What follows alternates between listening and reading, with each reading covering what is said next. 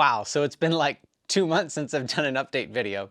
I try to make the content I put out questions I'm answering about gear. I'm trying not to vlog every little thing about my life because there's a lot of stuff to answer and I don't want to take up the channel with that.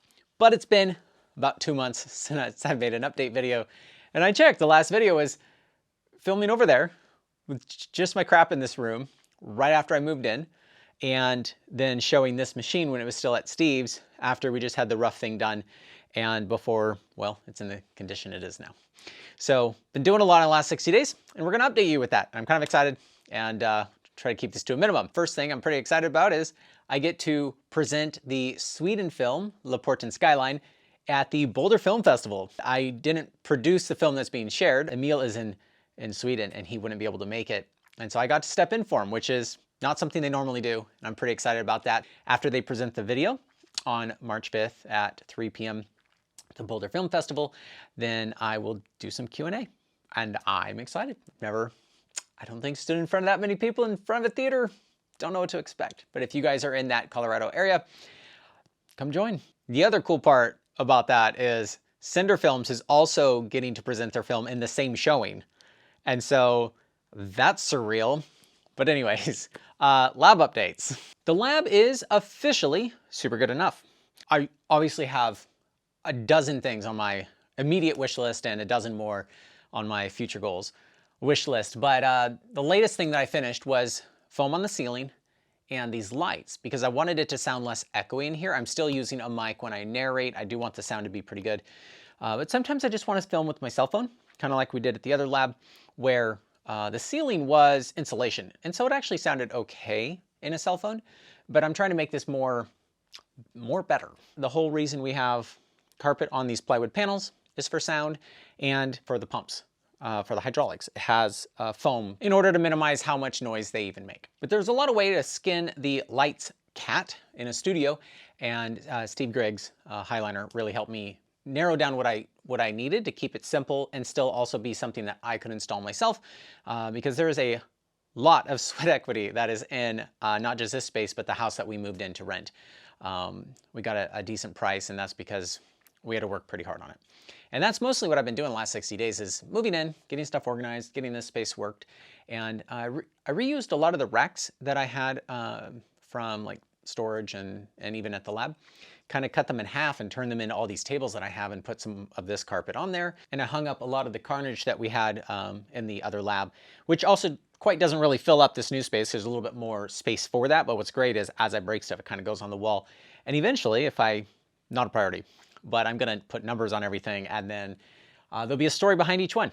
And each one has a meaning behind it, not just the result, but like what we learned from it and how it steered us to the next thing and stuff. And that's kind of the about section of the website, which has not been released yet, but is going to include things like Monday updates, because this is not evergreen content.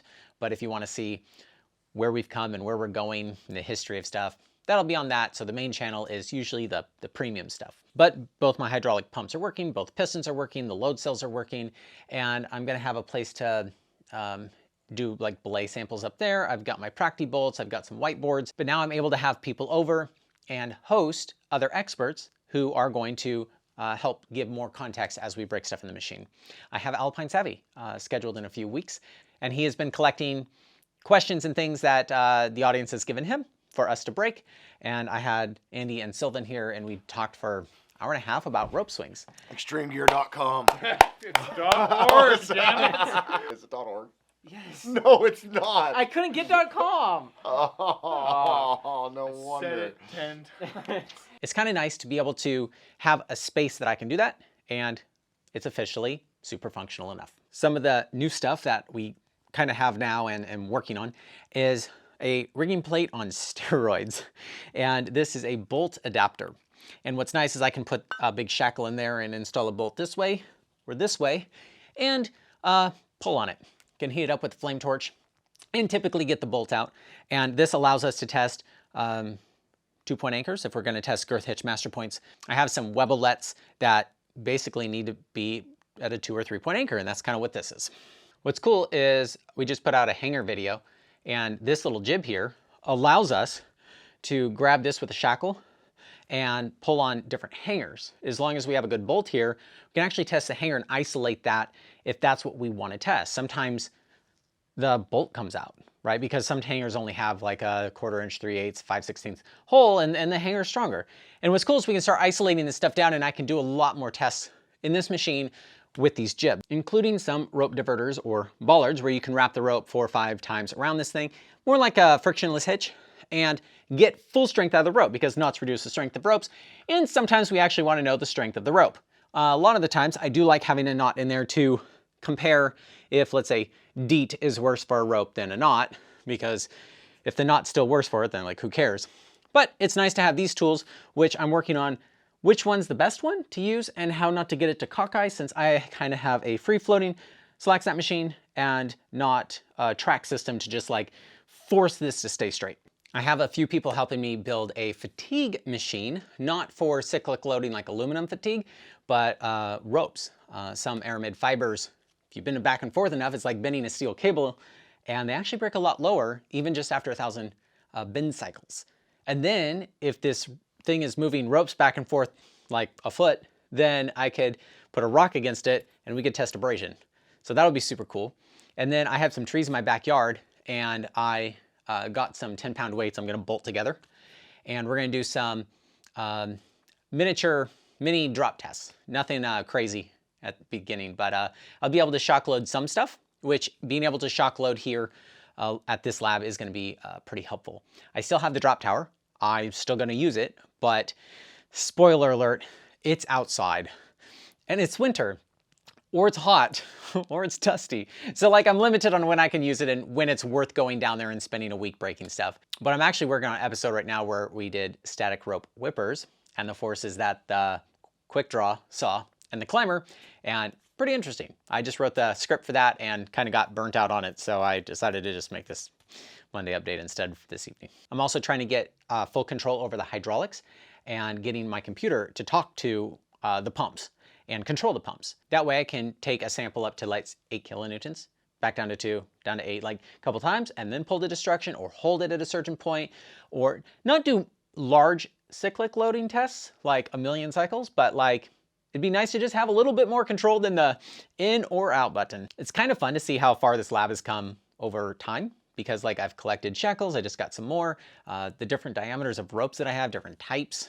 got some high-tech ropes. Upstairs, we're gonna get a whole plethora of 6mm ropes that are something that you can rappel on and test those. So it's kind of cool to have like enough tools in order to properly answer questions as either people come over or you guys ask them. I have 3 flavors in which content comes out. It's long form, like YouTube, like I have here, or it's like short form, Instagram, YouTube Shorts, and kind of get used to YouTube Shorts, and written form, which is the blogs and website, which some things are better in that form. Obviously more data, you can have all the numbers there. It's really hard in a narration to keep interesting, like the micro traction video. It was really hard to like throw that much data into one video without it kind of either going over your head or becoming boring. And so having this combination of short form, long form, written form really helps. And I think I came up with a way in the last few weeks to solve my long form problem, which is now that I have more subscribers and more views, I kind of want them to be better and better. And so I have a lot of pressure to turn everything into a masterpiece, which is not realistic. And so I have my clips channel now, which is basically quickies. They're either going to be, let's say, 5 minutes or less, or the 6 break tests or less, or something where like the rope swing podcast we kind of did for an hour and a half. It isn't a main channel quality. And so it needs to be on the internet. I need to, in the written form, where we have the rope swing ebook that I'm writing, I need to be able to point to it. It needs to live somewhere. I just don't want it on the main channel. And it's kind of cool to have just kind of like an overflow channel that I can throw stuff. I'm doing a lot here, especially the Send Us Your Stuff program that we're doing. People send us stuff, we break it. Not everything deserves to be a big main episode. But what's cool is as I'm breaking, let's say dog bones, that's the #1 thing I get. After I break 200 or 300 of them, I can make a main video next year summarizing everything I did in 10 minutes or less. And so they kind of like work together. And same with the Instagram. Like I did a video today where I pull tested a 3mm dynamic cord. and a frictionless hitch around a carabiner, because I made a video on the Clips channel that talked about knots in them, and I can just chase the rabbits that people ask. Right now I have set up frictionless hitch around 2 carabiners because the rope access channel asked, what about 2? And I'm not able to make another full video about that, right? But I can chase one question like that on Shorts. And then I post on Instagram and YouTube Shorts. And the written content's pretty cool because I'm, for lack of better title, I'm making an ebook like the Bolting Bible and the Big Wall Bible. Trying to get away from Bible. But those are trying to be all-encompassing, right? And a lot of people contributing to that. That's the reason it's called Bible. But I'm trying to make a couple other ebooks, which would be Spliceology and Knotology. And that is just our study of these things as we learn things and as we break things. I will have basically a playlist on steroids. And as I collect information, I will be able to just add and add and add and add and add and add. It's not a comprehensive thing today. Actually, I'm making the covers for them tomorrow. But it is something that will be amazing in 5 years. The Bolting Bible wasn't really that good 5 years ago. And right now it's only medium. I'm actually going to be rewriting that as well. And it's as nice as it would be to just have this beautiful polished video or blog or ebook. It's not just how it works around here. I just keep chipping away constantly. And after years and years and years of doing this, we're going to have 10 or 20 ebooks, and we're going to have thousands of videos. And I'm going to try to keep it all organized on the website so it's easy for you guys to find. We've been back blogging the videos I've already made in the past, and Scott Duskett has been helping with that. And it's like hard to put out a bunch of content throughout. Honestly, while I was doing all this, I don't know why I was putting out 8 videos a month, but it's hard to go backwards too. And so once all those stuff's retro added, and I've been taking like all the long ads and plugs out of videos because they were way too long. I was trying to figure out how to do that. And retitling and thumbnailing and adding the data on the website, that takes time. And I can't edit a video on YouTube, by the way. I can delete sections, but like if I make a mistake, you kind of have to make a new video. It's one of the downsides with long form. We're almost at 100 blogs. Like, that's pretty cool. Like most of last year I spent trying to make like a good filter system, which kind of looks dorky unless you have enough blogs in there to make sense of why you click different things. After I get over 100 blogs, I'll make it a little bit easier to understand how to find things in there. But I built the website for 10,000 pieces of content, not 100 pieces. And so it's going to look really cool over time. I've also been dabbling in another ebook of how not to break stuff.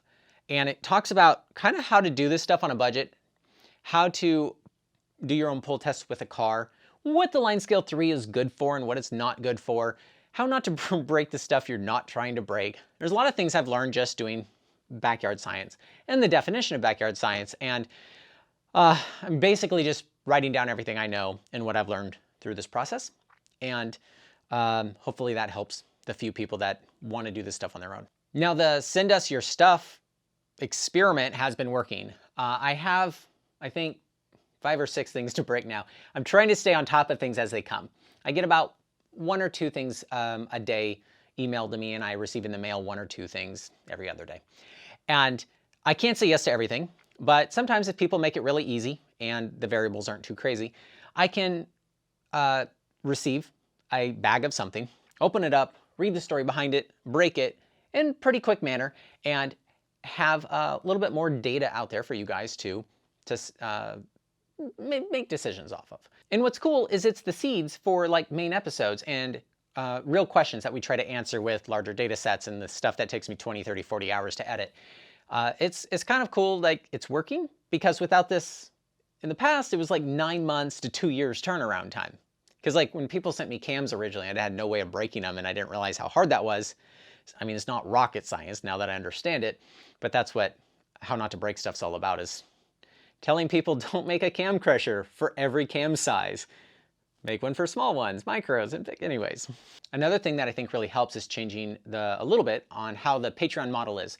We have a little over 600 people doing $1 or $2, some $3 per episode, but that puts kind of a lot of pressure on me to put out like a masterpiece every time. Then I wasn't quite sure how to do that. And I think a big reservation for Patreons is it's an unknown every month of like, am I gonna be like posting a ton, or if I'm only gonna post 4 times? I've never missed a Wednesday in 6 years. So I'll always do that. I'll always have a great video on Wednesday. What's cool now is that I select 8 pieces of content and I only credit those for donations, and then I just pump out the rest and I update them when I post those on Patreon.